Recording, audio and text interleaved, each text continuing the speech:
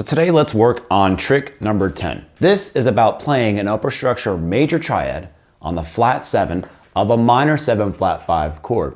If you have the course, you can just scan the QR code to watch the video or click on it right here and it should open right up. See what you can make of it.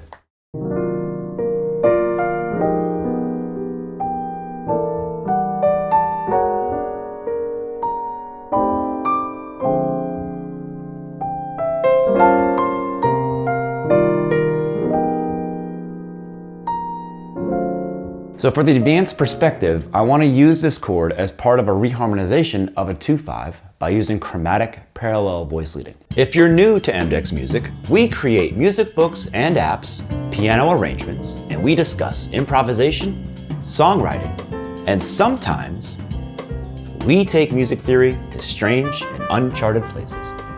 So subscribe and hit the bell, and join us for exclusive access to our ever-expanding library of music resources. We'll transform the minor 7 flat 5 into a dominant chord with a simple transformation of the voicing. To do this, we're going to voice our minor 7 flat 5 chord in a very specific way. I actually want you to see this chord as one triad stacked on top of another. In our case, E diminished on the left hand and D major on the right hand. And we'll stack the D major close enough to the E diminished so we can create what is known as a closed voicing of our chord. So down here you see the E minor 7 flat 5, and here is our flat 7 upper structure D major. The voicing that we're using today works because the flat 7 of our lower structure also happens to be the root of our upper structure. So now that we've shown you how to voice the chord found in trick number 10, let's get into today's reharm. It's actually quite simple. All we're going to do is move 3 notes in the voicing down a half step, like this. This E on the bottom moves down to an E flat. The D and the F sharp on the right hand move down to a D flat and an F natural.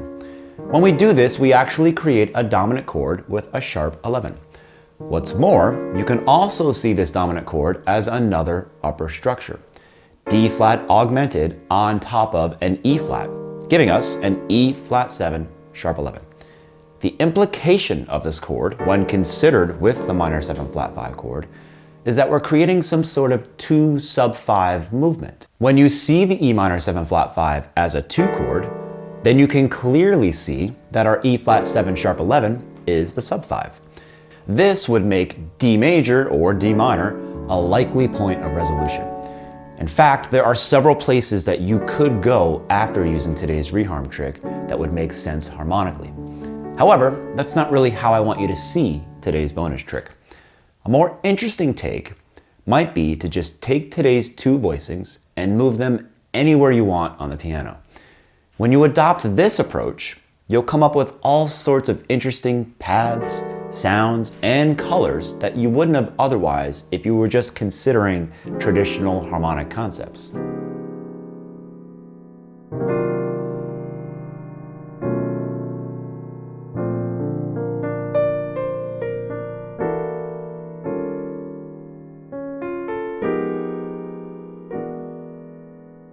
However, if you do want to ultimately resolve this somewhere that would make sense, you can consider the 2 sub 5-1 perspective that we spoke about earlier, not to mention a whole bunch of other potential interpretations that we didn't get into today. I hope you enjoyed this video, and we'll be posting this video's supplementary material for all of our exclusive access members so you can add it to your music resource library.